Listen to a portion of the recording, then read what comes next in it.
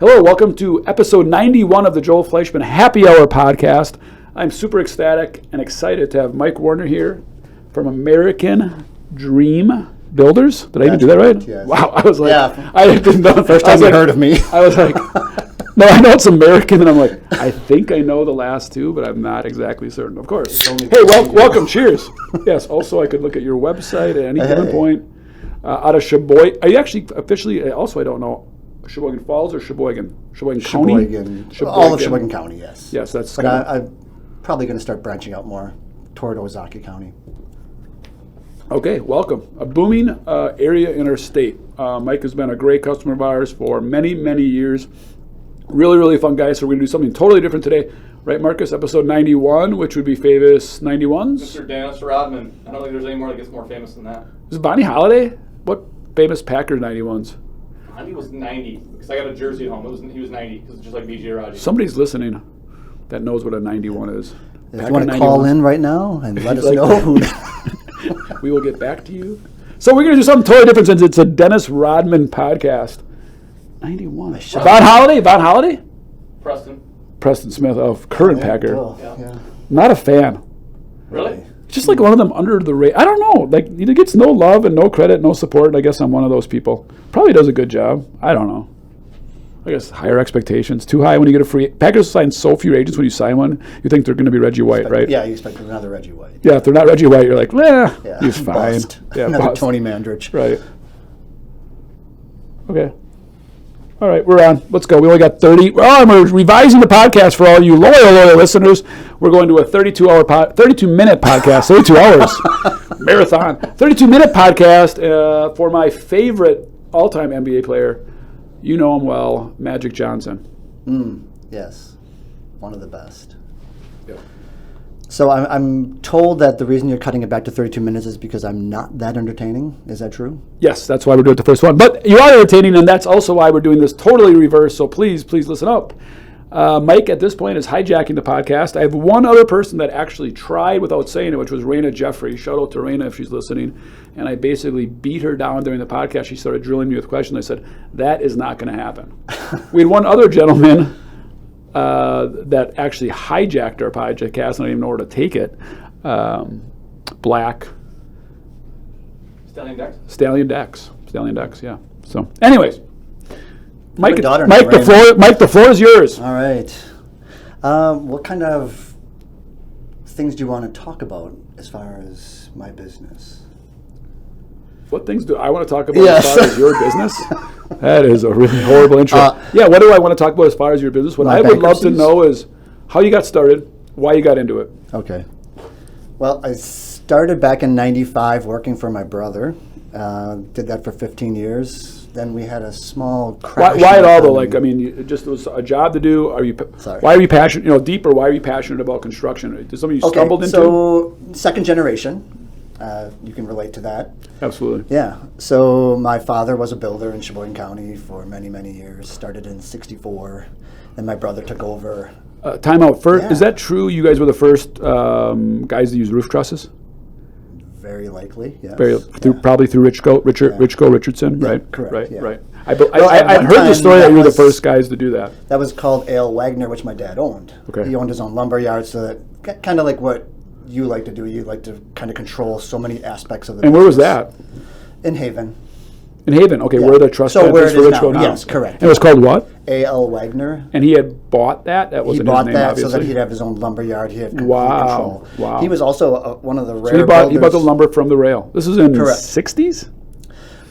He started in '64. Wow, okay, 60s, early 70s. Yeah, so it would have been the 70s that he probably did that. Wow, okay. Yeah, I mean, he did everything. He owned his own concrete company. I think I have, plumbers. I collect nail belts. I don't know if you saw that coming in. No. So I have nail belts from lumberyards. The parameters, either we bought them, we are them, or they went out of business. They have to be within the state of Wisconsin is how I collect. I think I have one. Do you have one of those? I don't. No. Well, let's go check that out before you leave. Okay. You can have it. I don't give them away, but I'll give that to you as a parting gift if I have one. I like it. Yeah, so I worked for my brother up until the crash in 2010 is when I got laid off. I flipped houses for 3 years, and then when I saw the economy was coming back, it's like time to get back into new home construction. So I started American Dream Builders, and it's now been 10 years. So I've been Why did you come very happy back? with the Why'd you come decision. back? Into new home construction? Yeah. I always had a passion for it. You just like Loved it. Yeah. One of the things that I loved growing up was when my dad would drive through neighborhoods and say, I built that house, I built that house, I built that house. I mean, he built essentially entire neighborhoods, entire blocks. You just love how you created things. Yeah. And really yeah.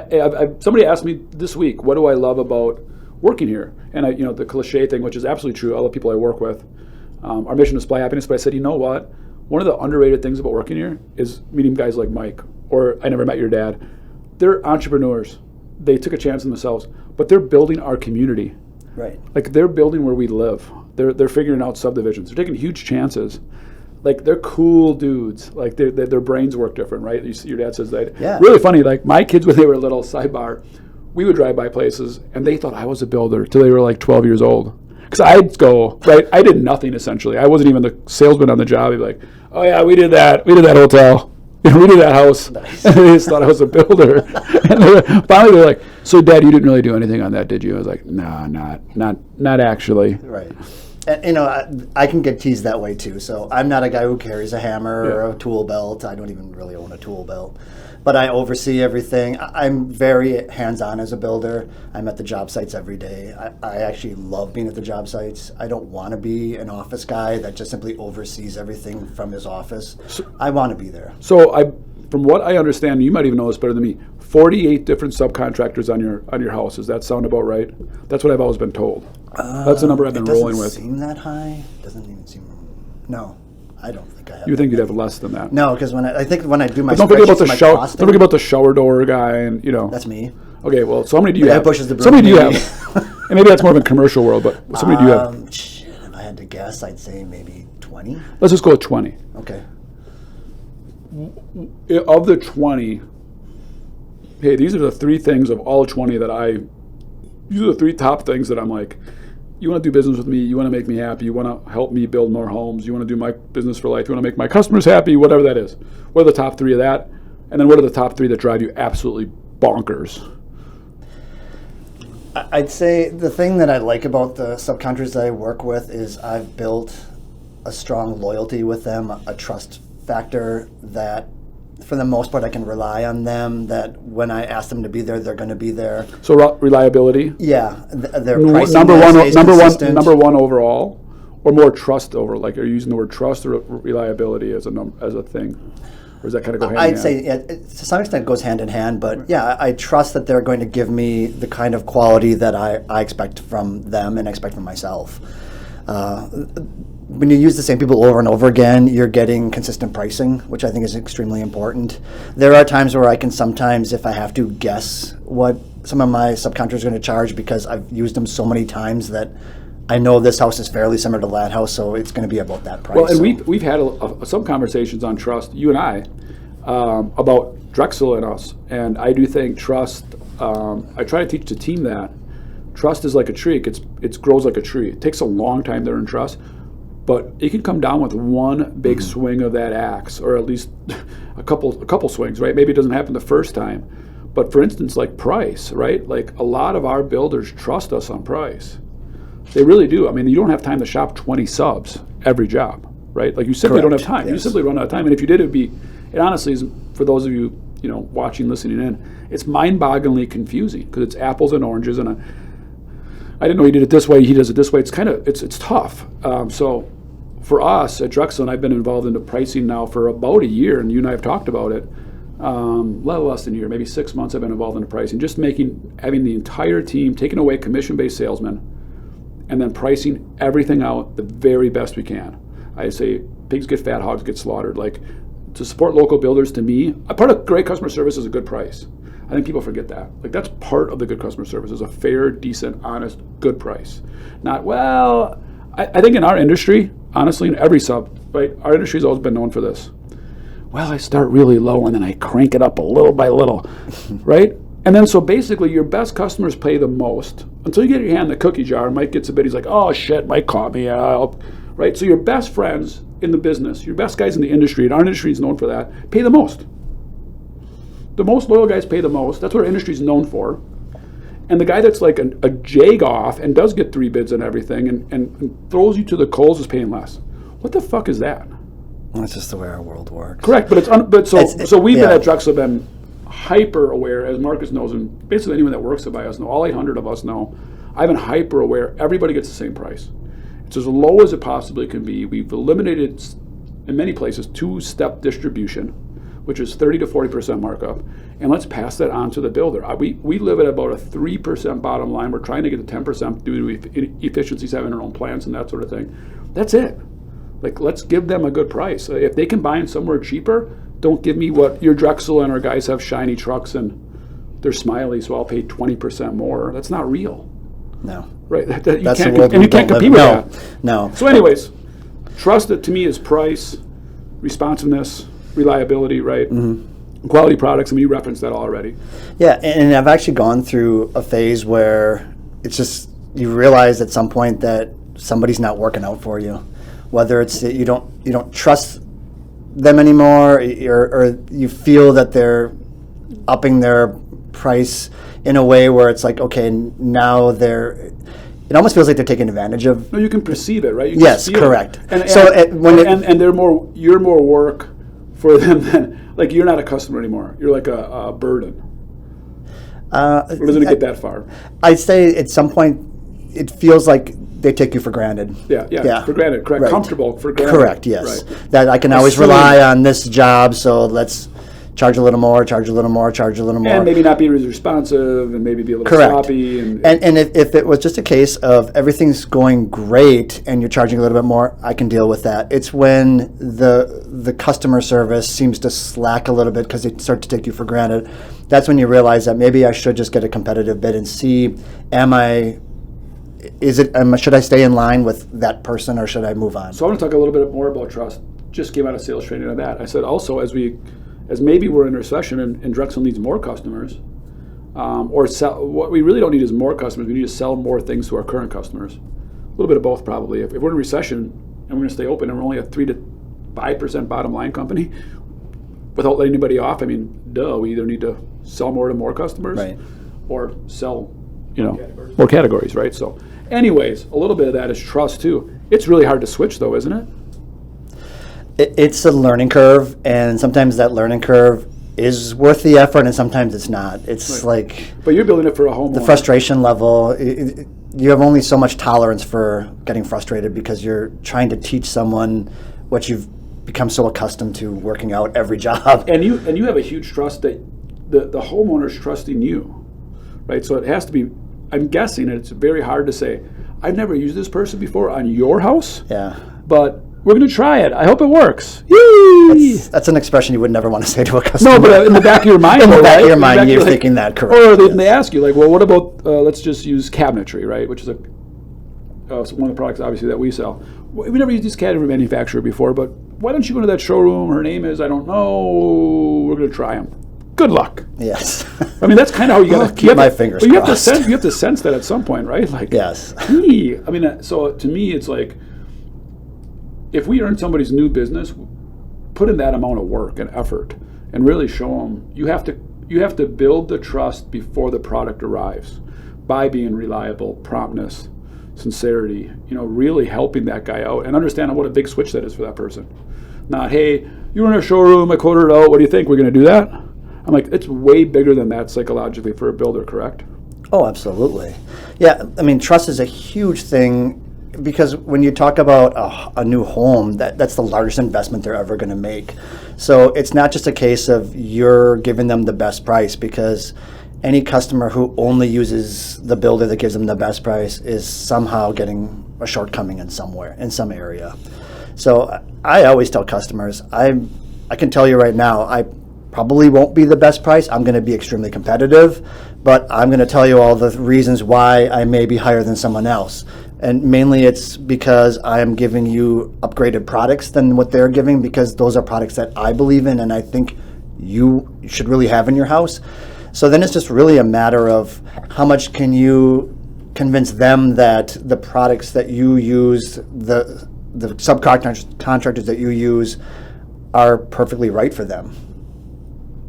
And that's why your price may be a little bit more than what someone else is. Right, and then you're just looking for the customers that align with you, right? Yeah, and not everyone does. I mean, I think it boils down to, can you instill in them the idea that you're going to build them the best house they can possibly get? It's a hugely emotional thing. Oh, absolutely. Which it should be. It Right. should be. It's not just about the dollars. It's emotional. Obviously, tons of people always ask me, Joel, who should I get for a builder, remodeler? And I always say, go with the person you trust. Go with your gut. There's going to be changes. Did they include the dumpster? Did they have the driveway figured in? Are they helping you? Are they going to be open to ideas? And that's more not asking those kind of questions, because you just won't know. It's the unknowns. So you just have to have this trust factor that you like that person. Right. If you come in skeptical, it's going to get worse as the process goes, I assume. Yeah, and I think some of the things that I like to get across to people is that I've done design when I worked at my last builder's place. So I understand the design aspect of it. So it's not that I just want them to bring me a plan and then I don't provide any input, because I always offer input, and it's up to them if they want to take my input. And then when it comes to color schemes and all that kind of stuff, I actually enjoy giving them input as to, this looks good together, and I think you should maybe consider this product because I think you're going to be happier with it. So I think that's very helpful with a customer making a decision as to, this customer or this builder is really going to do me a nice job. That's awesome. I love that. Love that, Marcus. Absolutely. We call those value adds. So those are your value adds. We feel as a supplier, we need to give you value adds. Hey, here's a new product lineup. This is what we do. Here's something to consider. Speaking of that, you are an offsite builder. Yes, I am. Thanks to you guys. So excited. Oh my gosh, look at me smile. Like I feel the love.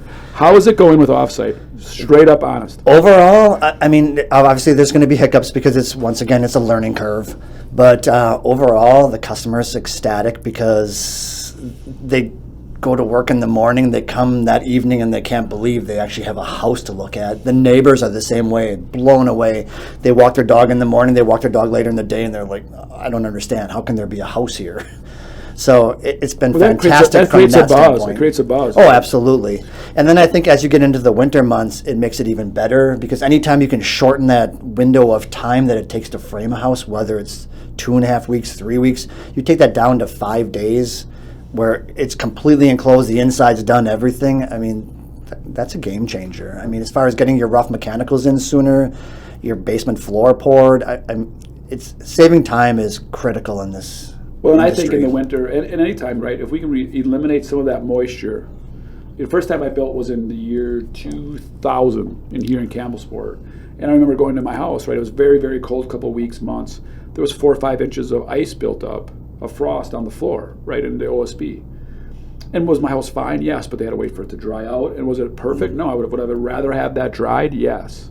So I think there's some speed there for sure. And I do think in the winter, especially for Offsite, there's the flex tape. The products don't work very good in the field. And humans' fingers don't work very good in the field. Right, yeah. So we're installing the windows in a controlled setting, 60 degrees, professionally trained. And can we do that wrong? Of course, there's still humans. But somebody, when it's 10 below in Sheboygan or 5 degrees, and if they're missing, I always say that, if they're missing a shim in their back pocket and they're on the second story, are they going back to the trailer to get that second shim? I'll just speak for myself. I'm not. I'm going to be like, oh, my fingers are freezing. If I don't put that shim on, I'm done for the day. We're good. Put the tape on, run away. That's how I feel. Again, sadly, not picking on any framing carpenter. I'm sure all of you would never do that. I know I would. So having that controlled setting for that tape that does not perform well below 14 degrees is huge. Have you heard about the Blueboard? I got to get your opinion on Blueboard. I'm going to be using it on an upcoming job. The next job I'm doing. This is like, he is not paid sponsor. This is not paid for. I did get free swag though. How do you understand Blueboard? How would you sell to a homeowner? Well, one of the advantages of using Blueboard when you're framing on site is that you don't have to worry about the wind factor when you're trying to put the house wrap on. So that eliminates that whole need for it. It's just a better product from the standpoint of vapor barrier, because the house wrap is only as good as the person that installed it, whereas the Blueboard is going to be, there's really no wrong way to install it. Especially so it's going to be better. Especially since 90% of it is done in a factory. In a factory, correct. In a Closed controlled environment. I think it's cleaner. I mean, it's part of offsite is just that, again, that buzz factor in the community. It's clean. It makes it even cleaner. You drive back. So what is Blueboard? It's really an exterior sheathing, taped applied versus an OSB with either Drexel house wrap or Tyvek wrapped around it. I always said that's like a gift, Christmas gift. Tim O'Brien says, hey, the best way if you're going outside on a hike is Tim O'Brien Home Shuttle. Tim O'Brien, right? He's like, if you go on a hike, Joel, think about it. The best thing to do is you wear a wool sweater, right? That would be your insulation and your OSB, and then you throw a rain jacket over the top, right? That's your Tyvek. Yeah. I've always kind of believed in that, but as I challenged Tim on it, you know what I really like? Just throwing on one jacket. Right. That I just like does shorts that. and a tank top. But if I have to pick, Mike's humor has not come out on this podcast yet, what I'm shocked. Yes, He's one of the funny sad. guys I've ever met in my life. So, right, one jacket, and what the exterior sheathing does, to me, what my analogy is always a rain jacket. Essentially, that Tyvek is a rain jacket. But all it takes is one rip in a rain jacket. You don't go, well, it's only got a small rip on the shoulder. Because water is going to find the source, the easiest source to go into and penetrate. And once they find it, it's going to keep going. Right. So a 1-inch rimp on your rain jacket nullifies the entire rain jacket. So why would you rain jacket it? I call it like wrapping a Christmas gift. Like we're going to offsite your house in a factory and then wrap it with a Christmas present and then try to tape it up when we're there. I don't get it. Like I don't get it. Yeah. Fundamentally, I don't get it. I love the Blueboard. I'm so glad we could bring it to the marketplace. Yeah, I'm looking forward to my first house with it, January. Yeah, people that helped us get that, I was like, we have to figure it out. Again, back to price. We bought that by the carload. Took a huge chance buying it by the carload. Told the manufacturers, we're bringing this to Wisconsin. You have to help us. That got us $5 to $7 less a sheet than Zip. Still offering Zip, but it's a much significantly lower price point than Zip. It was made by Huber, again, which is through a two-step distribution, not mill direct. And we challenged Zip and said, hey, you got to help us, but they have pretty tremendous market share. When is your house wrap coming out? Because I'm still getting Tyvek on my houses. So you have a quarterback named Ben Plokar. You just need to ask him. It is sitting there in the Keel yard, Ben. Aha. Ben Plokar. Call him Ben Plokar. Hello, Ben Plokar. Sure he's watching it right now. And I know Ben. Hi, Ben. I'm guessing he's red as hell in the face right now and like slamming this console. He told me it's painful to listen to these podcasts. Yeah. Well, not this one. Now it will really be all the listeners. Yeah. So Drexel house wrap. Yeah, thank you. Drexel house wrap is $20 less a roll. I think 20, or was it more? Was it $50 less a roll? It's a significantly less a roll with the exact same benefits of Tyvek. We have a company made that for us out of West Virginia. So it's really, really cool. Like it's the same specs. It's the same specs. We just aren't paying for the Hallmark Tyvek name. And again, we do love Tyvek and Hallmark and all of our sponsors, including Zip. But if there's a product point that hits a different price point, especially in this economy, where people are concerned about price more than probably I've seen in a long time, we have to drive products to you, the builder, in a different way. We're coming out with lock sets through an importer. That should be, Ben, please make sure you tell Mike about this, okay? And I think that'll be in the ground. It will be here by January, half the price of Schleich. Come on. And I've been selling lock sets for 30 years, right? And I used to be the buyer for lock sets. We used to have Design House. We had Master Lock. So I said, I challenged our merchants. We have 5 merchants now to buy things direct, import things ourselves. Act like a $400 million company. Wake up, right? Don't act like a $20 million company. Act like a $400 million company. So they went to an importer and said, what do you got? They started sending us samples. 9 different manufacturers sent us samples all over the world. Got one of these, and he's like, you're going to like this one. We opened the box up. I can't tell the difference. Really? I can't tell the difference by weight. Usually lock sets are just done by weight. It's just like what's in them. The Rekeen kit's the same. I think they copied them.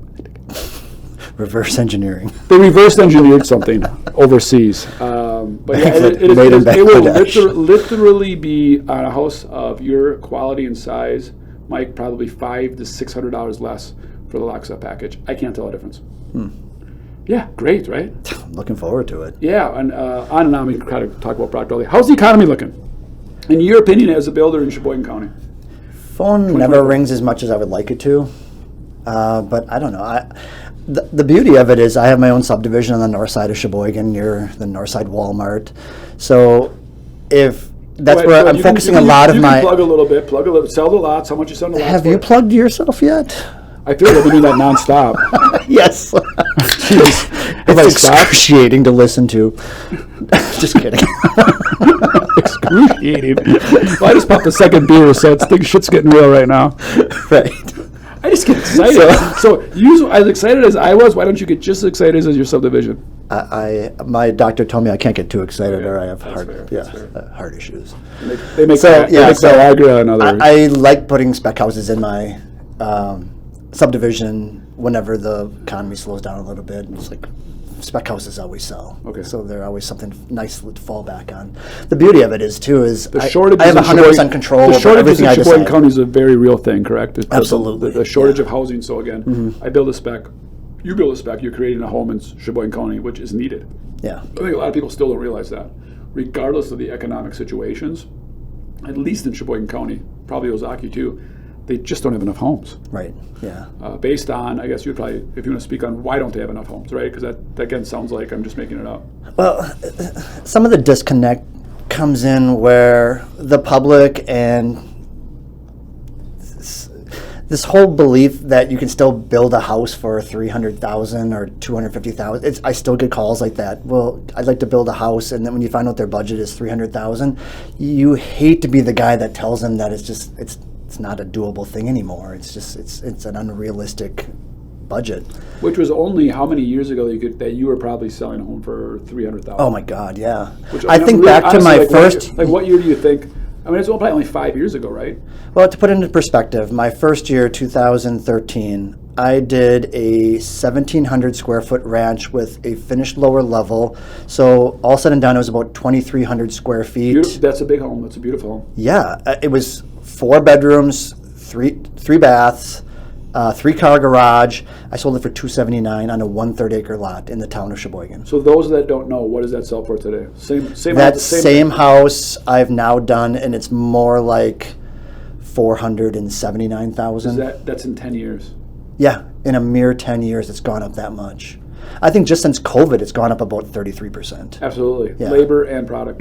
Yeah. Combination of both. And you know, I hats off to you guys, because lumber is back to pre-COVID pricing. Yeah. And yet nothing else has found its way back down again. Everything else went up and stayed up.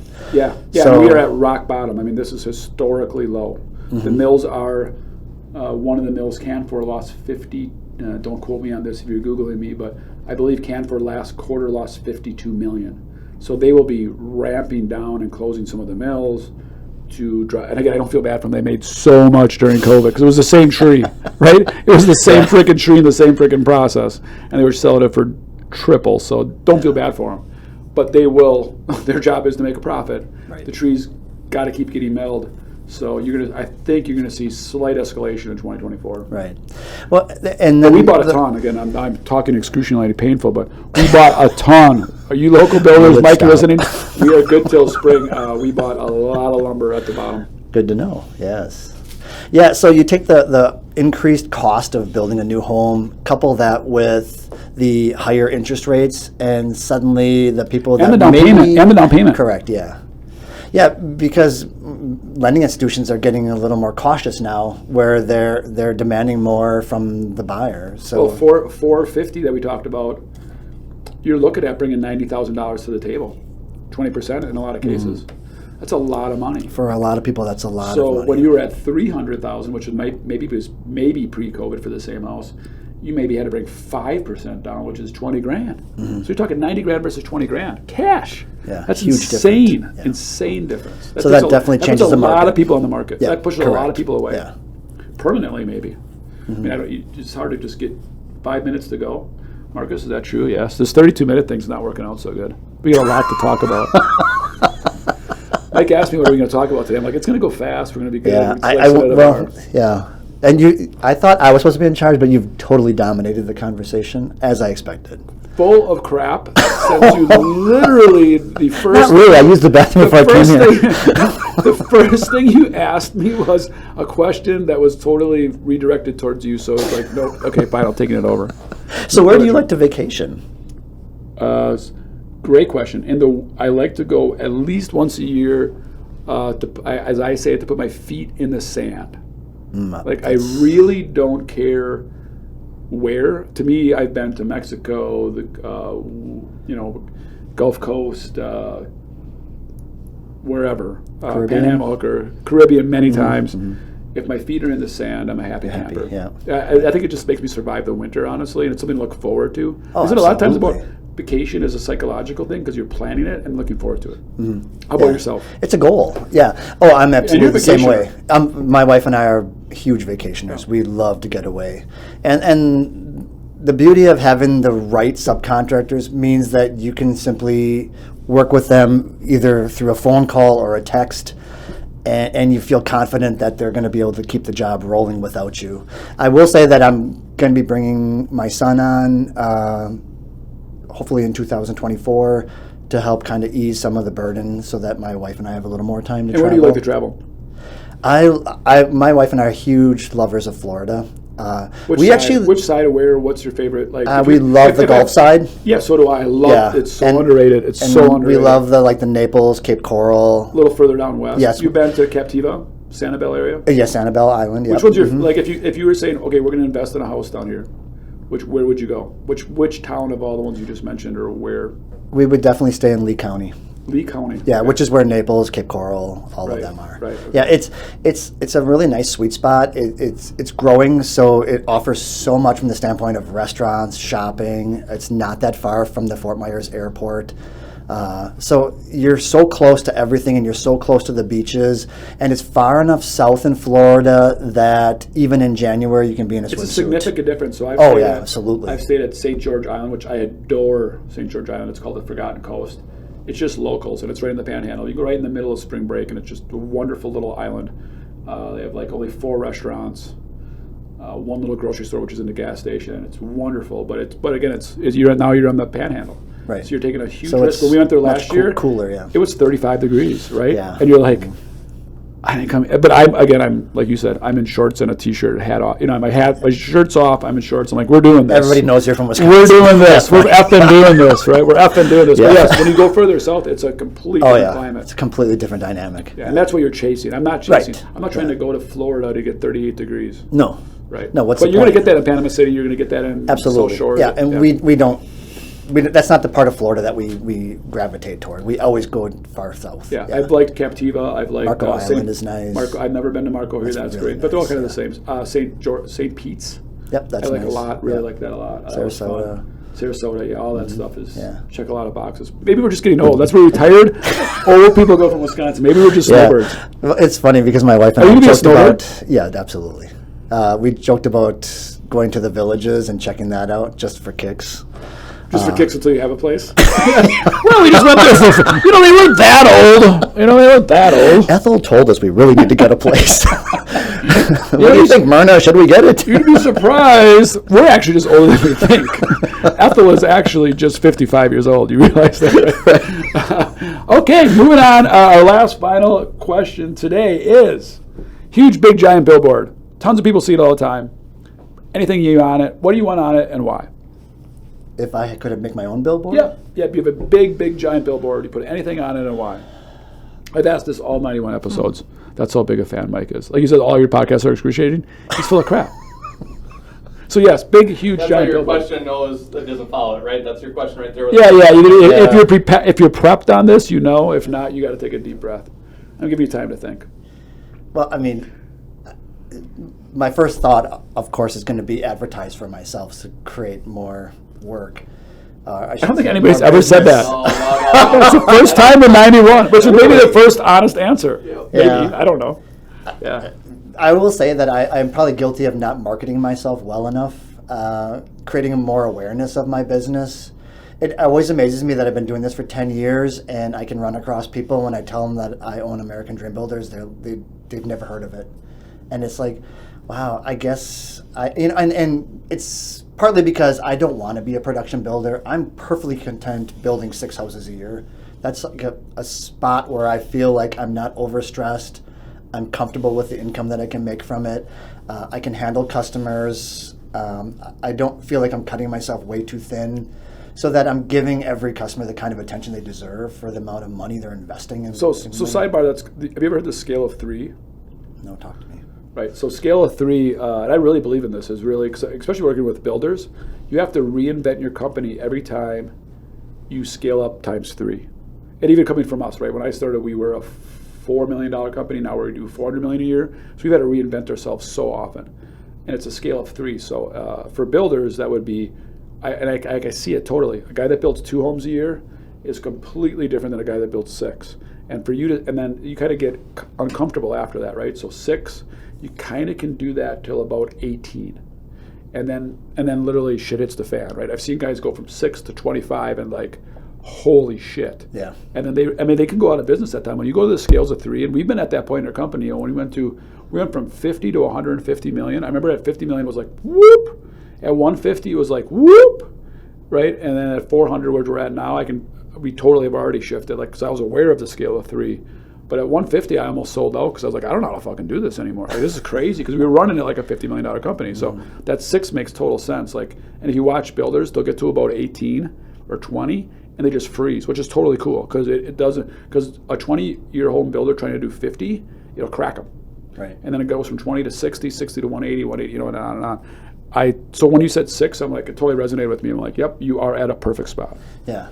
And part of the reason I don't want to go beyond that is because I'm still a one-man operation. That's what I mean. Yes, so it changes everything, correct, right? yes. So when you go from 6 to 18, now you have office staff, and now you have HR, and now you have a team, and now you have a total, and you're meeting with every customer. When you go to 18, you wouldn't, right? Like, it just gets crazy. Like, that's the scales of 3. I mean, I came from a builder that we were a production builder, and it felt like I got a call number 12 today. I got a call number 14. So you lose a little bit of the personal approach, which I feel like I have that with so many of my customers, but nothing like what I have now, where I'm so hands-on that I feel like my customers become my friends. And a lot of them actually have become friends with me, because it's such a personal thing to build a house.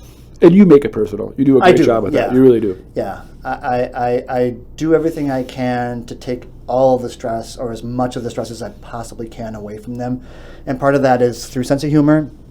I just try to make it fun for them, so that, you know, it's like, hey, we're going to get through this. This is going to be great. We had a girl come, just started, Michelle from Columbus. She just started this week. I'll really never forget it. She came from a pool place and a patio furniture.